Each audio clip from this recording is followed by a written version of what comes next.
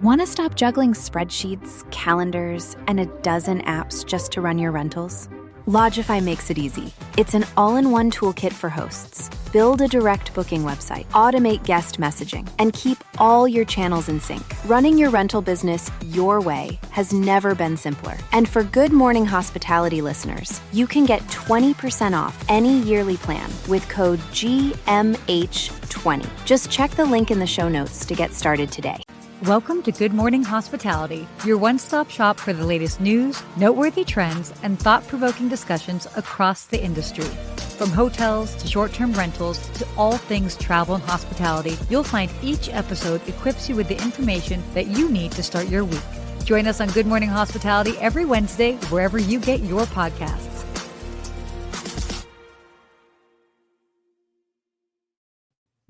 Good morning. Good morning, Sarah. Look at you. Are you still on a cruise? I am still on a cruise. We are actually, today is our last full day.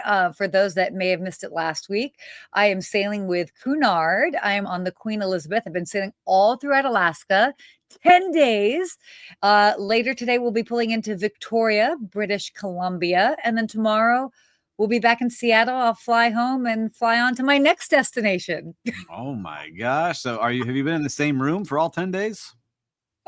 Yeah. I'm just asking. Maybe they're moving you to check out different styles of rooms. No, I wish I could play room roulette, but no, this is my room for the entire time.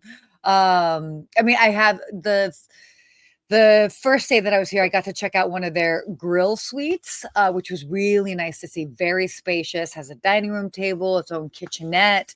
Wow. So that was fantastic. But yeah, well, and I'm actually towards the front of the boat. So a couple days ago when we were doing scenic cruising, we were in Glacier Bay National Park. We were also in Endicott Arm as well, for those that are familiar with the fjords up here. And I'm literally 2 doors away from the front of the ship. So I got to go out and go right on the bow, and I could run from my room to the front. That's so cool.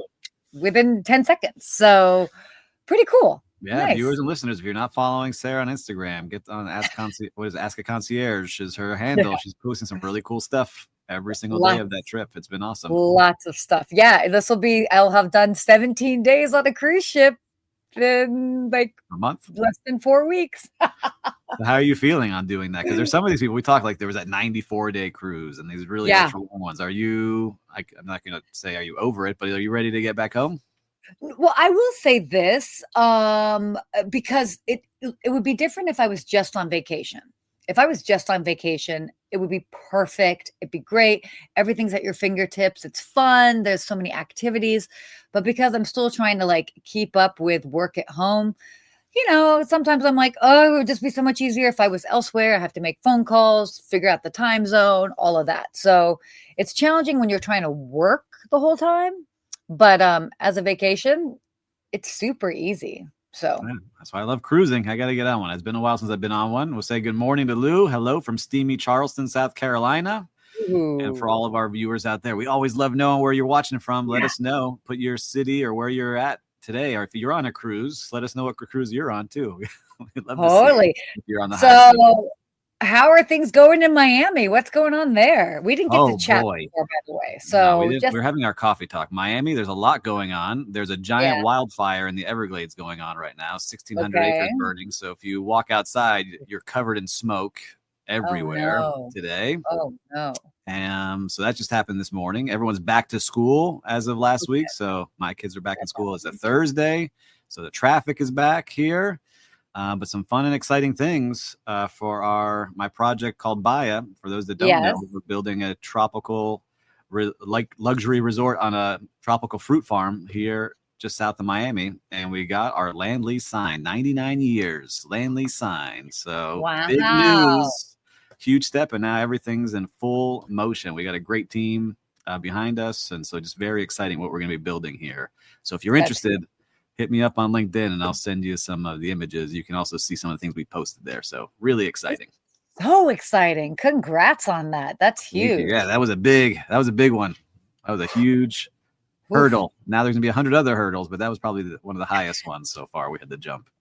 It's a year of hurdles, but what can we say? A lot of hurdles. A lot of We were hurdles. talking backstage. We all got a lot of hurdles to jump over. Professional, Totally. personal, all fun things. Yeah.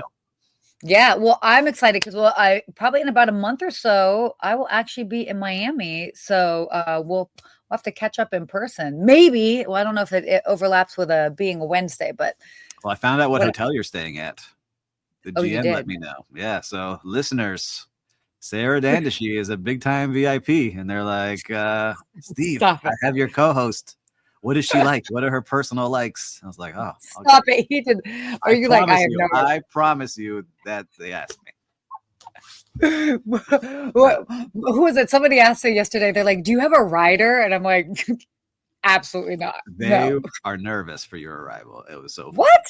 Mhm. They are not nervous for my arrival, are they? But they were like, what can we get her? We want to wow her. I was like, okay, let me figure out. And then I started my- like, I don't know a lot of your favorite stuff. So we're going to have to find out. Favorite food, real quick. Fruit. Fruit is your favorite food. But what kind of fruit? Yeah. Mango, apple? Like, yeah, mango, apple, more tropical fruits. I think I really like that. All right, listeners. I want you to submit your questions. What do we want to know about Sarah and her favorites? I will say this. I'm not a big drinker. So normally I just say, like, don't bother giving me a bottle of champagne or anything. Actually, they gave me a bottle here and we made friends with a couple that's here celebrating their honeymoon. So I ended up giving them my bottle of champagne. Always so on the go. Always the concierge at heart. Look at you. Yeah, I don't like it when people waste their alcohol on me. So fruit, Lost. cheeses. That sounds good. I mean, more than just fruit, but like, I don't know. We're gonna get you a nice little fruit plate. You don't do charcuterie. You're not eating like any of those. Not charcuterie, but I do love cheese. So cheese plate with a little honeycomb on there. Yeah. Dip it in. Yeah. That's my jam. I don't work there, but I'll give them some strong suggestions. All right. Enough coffee talk here. Like a highly personal. No, we like it. Not really. Get these questions in here. They say they should provide you a free spa package from one of the LinkedIn users. And Paul Manzi. Oh, okay. Thank you for the shout out, Paul. Appreciate it. Was that my mom? I don't know. And then we got Christelle. Good morning on this beautiful day. And Christelle, thank you for the message. Morning. I just wrote you back on LinkedIn. I get backed up. Do you get backed up on your LinkedIn messages, Sarah? I get so many. Sometimes it's hard to go through all of them. So Christelle, don't worry about that. Not only LinkedIn messages, but LinkedIn messages. Then there's Instagram messages. Then I have two Instagrams. Then people send me on my personal page, which I'm like, this is my personal page. No business questions on my personal page. Then people send stuff on Facebook Messenger. Then I get random emails. I'm like, how'd you get in my inbox? So yeah, it's a lot. Yeah, I randomly counted. It was over 500 messages the other day. Not to like a wow. Like I'm very grateful to have all the opportunities to get all these messages, but it was like from all the channels: Slack, WhatsApp, LinkedIn, social media stuff, email, text messages. I'm like, oh my god, got to get some help out of here. I feel bad because like then people are like, oh, I'd love to chat about this or that, and I'm like, I can't just like chat, and I actually feel very bad about the concierge in me is like, oh, I want to help, but I'm like, if I helped all day every day, it's tough. It's tough. Well, maybe we could meet them all at the Soho house. You see that transition? Ooh. Oh my gosh, professional. That was smooth. I'll let you kick it off, Sarah. What's going on over at Soho House? Well, so Soho House, our dear friends over there, they are going to be going private in a $2.7 billion deal led by MCR Hotels. This is interesting. I mean, obviously going private, I mean, they're going to have sort of freedom from shareholder pressure. Definitely leads to longer term brand focus. But what are your thoughts on this? I have thoughts on Soho House, but keep going. Well, we have Soho House here in Miami Beach. Yeah.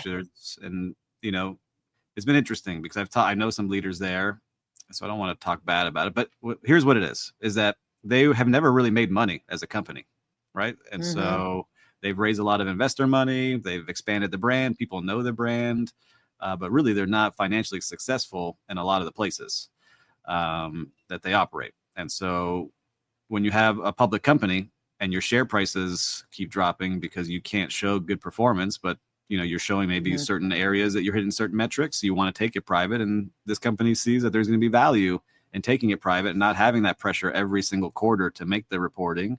And then you can really work on like the cool experiences and the artsy thing. And I'm going to hire this person and I'm going to fire this person. And this is what I want the vibe to be look like, because you have to operate very differently when you're a publicly traded company versus a privately held one.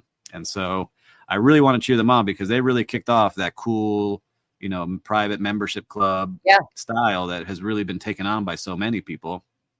And I see it because, you know, I had to do a big study of all of the private membership clubs here in Miami Beach, and I'm actually helping build one.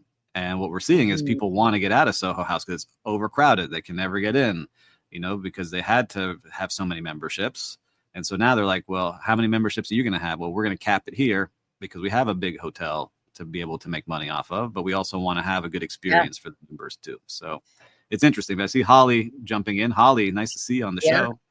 She's saying, for me, it's been some time. They needed a shakeup. And indeed, they are not a profit-driven business. And so many don't know this. Well, Holly, thank you for letting us know and watching today. No, yeah, definitely. Thank you, Holly. And agree. They definitely needed to shake up for a while. Two things. First of all, for you, Steve, you should check out the Pendry Hotel in Newport Beach. They have, they've got a members club there. Really interesting how they're doing it. So you should put that on your radar. Watch it. And yeah, no, you should totally take a look. But yeah, going back to Soho House, hey, look, here's the thing that I find tricky. You know, there's a part of the business model is a coolness factor, and obviously exclusivity. So exclusivity, they have to cap it at a certain point. But then the whole point of Soho House is they didn't want the membership to be so high. So it's not like they're charging an arm and a leg so then they can cap it. It's a really challenging thing. I know that the one in Los Angeles, West Hollywood, not too far away from me, for a long time, it was like a 2-year wait. Last I heard, somebody was like, oh, you should totally apply. You'll get accepted right away. They need more women. And it's not as full as what it used to be. So, but then I'm like, oh, okay, you know. Yeah, I think that with the rise of membership clubs, it really has shown like you have so many other options now, right? And you may find a place that's more artistic and like that kind of community driven. And then there's others that are business driven. And then there's others that's like, hey, I just want a beach access, right? And so they're all different kinds of places. But I agree with you. They were really the leaders that made it cool, right? I remember hearing about it from way back. Like, I think they hit up like really big when it was like way back. I don't know if you ever like, I don't know why I know this, but I know a lot about many things in hospitality. It was on Sex and the City back in the 90s. And that's when where they couldn't get in on the show. Right. And so cool thing. You see that? What's fascinating. I'm surprised all like, today. Yeah, you did. Yeah, I'm surprised. But even, you know, looking at different cities like New York or London, where there's so many members club, like I wouldn't even know what to begin to choose, you know, like I would want, I don't know. It's interesting. I find the members club model fascinating because like I would then want to have like 5 different memberships but I would not want to pay for 5 different memberships. Yes. So I think for you, like, and for viewers out there, what are you looking for in that? Like for me, I want to have, like, if I'm looking for a membership, it's the brand of that, whether it's a hotel or membership club. What does that brand stand for? Do I want it to be my home base during the day? Because a lot of people turn it into their office where they're hosting meetings, they go to the gym, they have, you know, their pool or whatever it is, and they have a whole experience for the whole day. Plus they get discounts at restaurants if they're there. So it's really interesting to see, like, what do you envision your day-to-day being like as an extension of your life when you pick one of those clubs, if you use it heavily? Yeah, that's a great point. I mean, we have a club in LA called Heimat, and they've got a fantastic gym. They've got a restaurant, a pool area, and of course, a beautiful workspace. And yeah, so, I mean, it's like for them, they were kind of like competing with, oh my gosh, what was the, wow, I used to have the membership to it. Where you would work. No, where you would work, not Spaces. WeWork. Thank you. Oh my gosh, I could not think of WeWork, which is crazy, and that's a whole other story. But yeah, I mean, they were kind of like competing with that, but then they were more expensive and offering slightly more things. So you have Lifetime Fitness in your area yet? Oh, this is big here now. There's several of them, and it's basically like a country club. but it's giant No. gym, pool areas, restaurants, cafe, everything in one. And so everyone's like No. hanging out at these places. Lifetime. Yeah. And they're building communities Okay. around it too. So it's really Y- interesting to see. You this know, popping up. I think that those are actually going to be, I feel like they are opening up and they haven't yet, or maybe they have, but it's just not in my area in Los Angeles. But that's a great point. We're going to be seeing a lot more that are also encompassing and including fitness Yeah, like into their Equinox opening offers. several like that now. So Yeah, it's all popping up. There's so much competition now, but a lot of it's a good things vibe. here. It's a vibe. Oh my gosh. Okay. Wow. So, Yeah, little stickers in the cool. back Well, said Lifetime is huge in Colorado. So oh my gosh. You big guys are, things. Christelle from it's Palm crazy. Beach today. Say hello to my friends at the Colony Hotel if you see them. Hey. All right. Why don't we kind of our next two topics kind of go together? I like this one. Yeah. So we had to talk about this, which is just, oh, goodness. This influencer ends up going viral because they were trusting Chat GPT for visa advice. And then she ends up recording her reaction and sharing it on TikTok. And that's where she ended up going viral on. But like, are we still of the age that people aren't double checking the work of Chat GPT or any AI generated information? Well, here's what I laugh. So when we say visa advice, not the credit card, all right? Traveling for visa. I Yeah, want to clarify. correct. But here's what I would say. That's not ChatGPT's fault. That's your prompt engineering skills failing you. I would like to see what she typed in. Do I need a visa to go to Puerto Rico? Because she was going to Puerto Rico. She's from Spain. Asked if she needed a visa, and they said no, which you Did you don't. say where she's from? But you Yeah. need to put in do I need anything else to get into the country of Puerto Rico was how you should finish that prompt. And it would have said, yes, you need to fill out the application online to get in for your trip.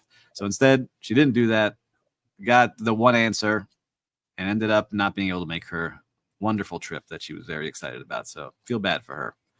But yes, you got to double check, do a little extra work if you can, but use the deep research function on ChatGPT. So I don't blame ChatGPT. It's as good as what you put into it.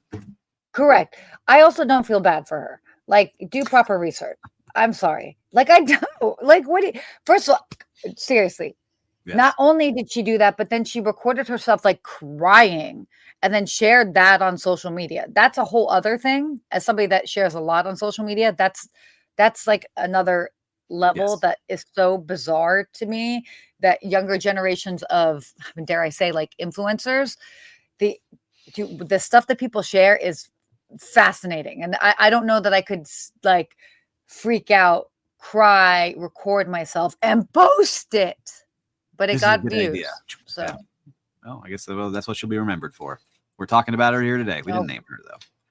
yeah, that's right. Well, I don't even know her name. I don't need to know. All right, but speaking of TikTok, now this is interesting. I had to do a deeper dive into this because this is actually a concept that I've been looking into for quite some time. But TikTok has just launched TikTok Go, affiliates for hotels. So a lot of people have been like, great, cool. In the hospitality space, we love working with influencers, but like, how do we know the exact ROI? And, sometimes it's like, well, it's more of a marketing play than it is a sales play. But there are sales that come out of it.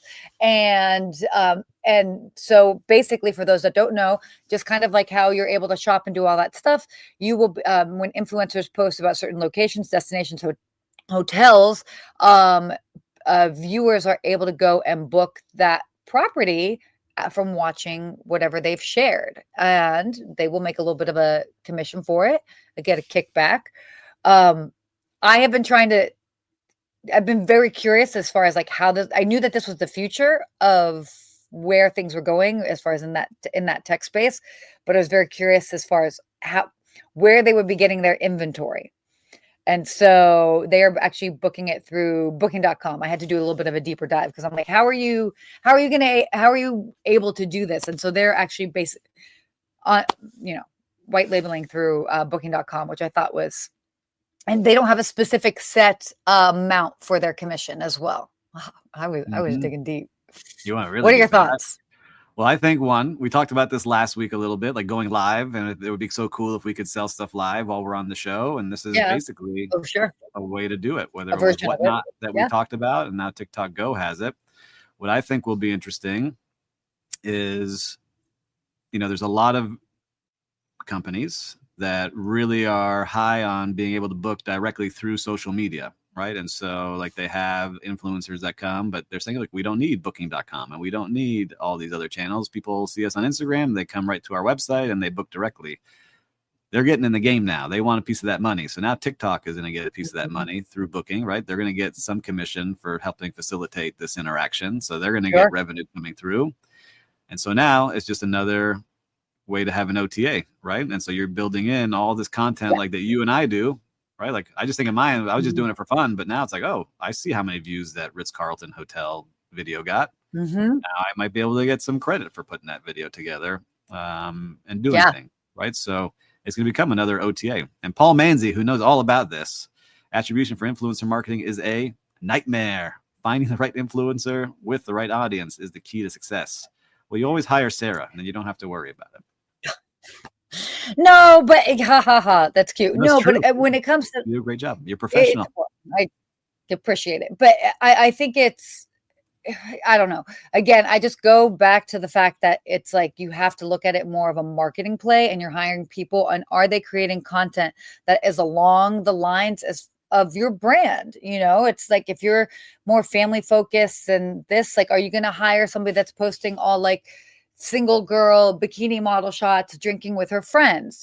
That's not your demographic. So yes, she might have like 1.5 million followers or he or whatever, but it's like you can't be surprised. You have to, people have to do a little bit more due diligence, and also high numbers don't always equal high conversion.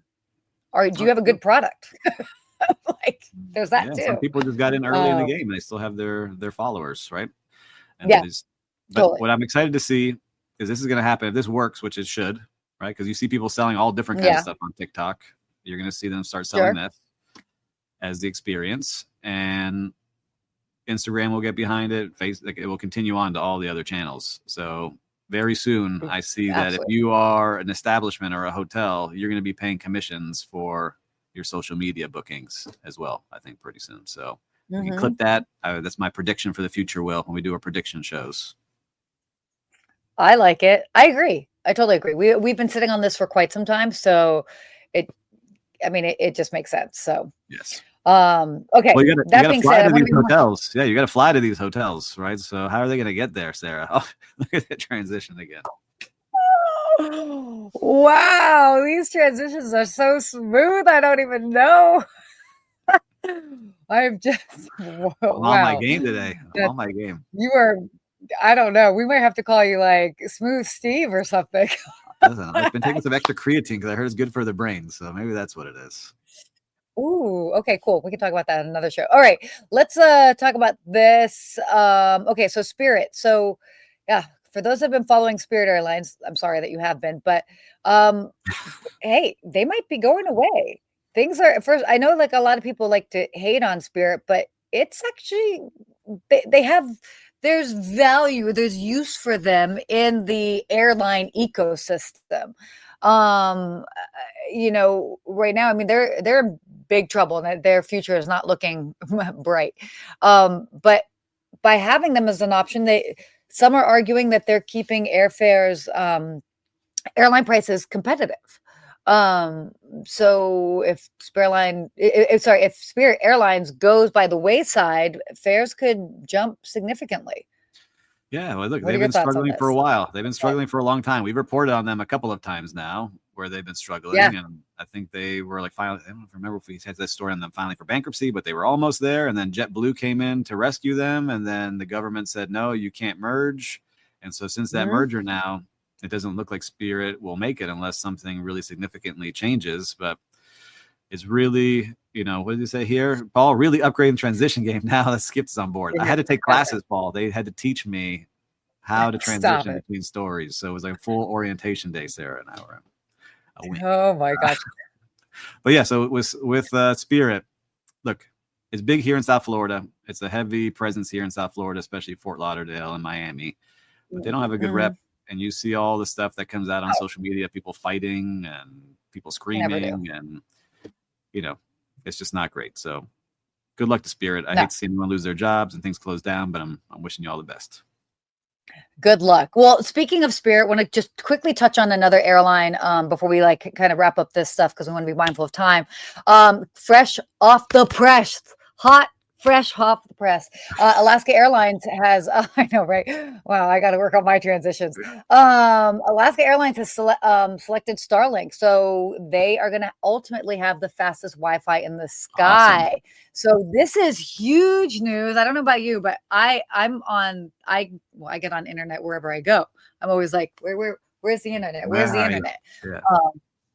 So this is huge news for Alaska Airlines. I love it because every time I get on a plane, I do pay, not every time, but most of the time, I pay for the Wi-Fi and then I can't do anything.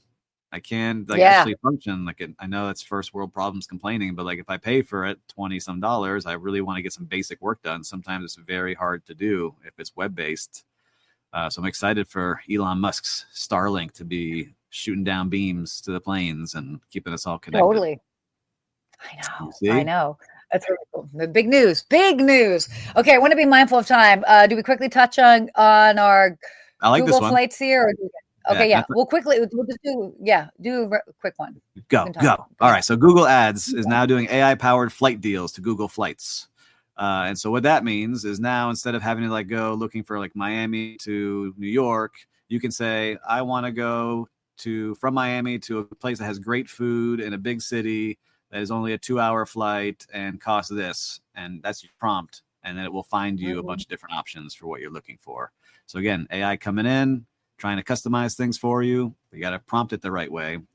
So I don't know about you, but I love this because I hate having to like look for the connecting flight and this flight and where am I going and how to get here and there. But you travel so much, like you actually book entire trips on layovers and go see 2 world wonders in a trip because you have found a layover. So, sometimes it all comes down to brand loyalty. That is my driving factor. But yes, I love this. This is definitely going to be a huge shift and change for consumers. I think it's going to really change the direction because again, it's more like conversational. Like, what are you looking for? This is huge. So I'm glad that we talked about it. Yeah, I like this one. So keep pushing that AI. Cool. Okay. All right. Real-time recap. All right, what's happening out there in the streets of hospitality? Go. What have you seen? What have I seen in the streets of hospitality? Clearly, I did not go to the school of transitions, by the way. No. All right, I'm going to give you one completely different of bringing hospitality out onto the streets myself. Okay, and this is, again, we talk about this using hospitality standards out there. I was at a gas station. It was pretty late in the evening. A woman, slightly sketchy, comes up to me. She's like, hey, do you have a pump? An air pump? My tire is flat. Okay. I was like, oh, there's a pump right there. You just swipe your card and you can pump up your air. It's like, I don't have a credit card and I'm stuck here. I was like, you know what? I'm going to help you. And I swiped the card for her, gave her the air, and she was so grateful and thankful that I helped her. And I thought, you know what? I put some good karma waves out there. Hopefully she'll do it to somebody else. So I'm going to talk about that kind of hospitality, helping people out on the streets. I love that. Kind of piggybacking off of that. So, I'm on this cruise ship.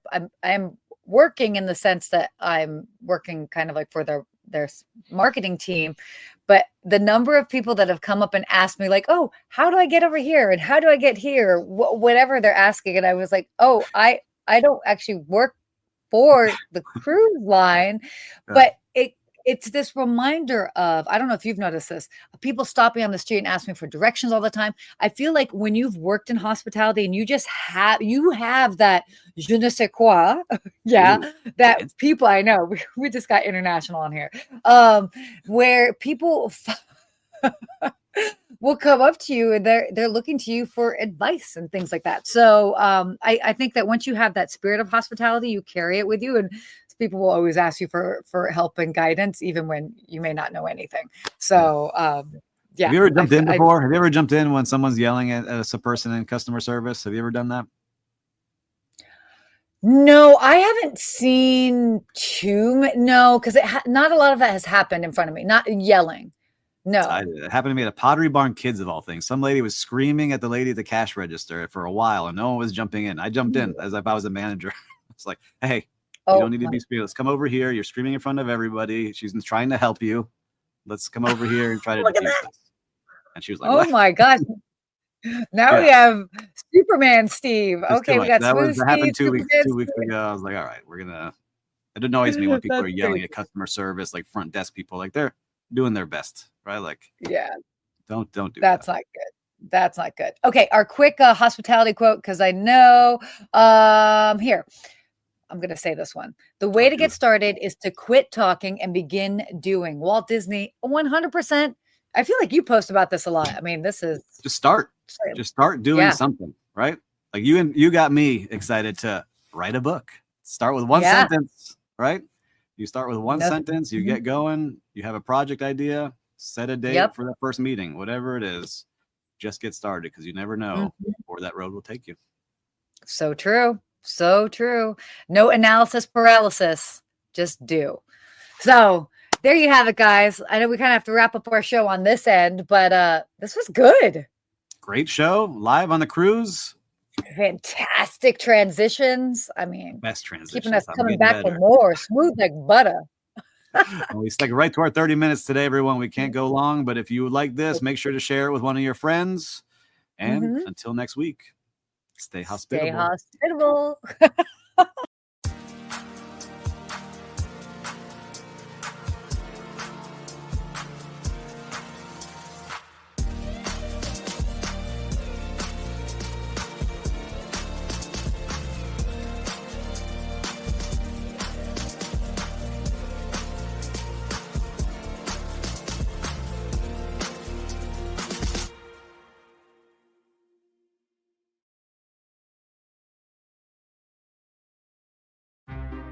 Want to stop juggling spreadsheets, calendars, and a dozen apps just to run your rentals?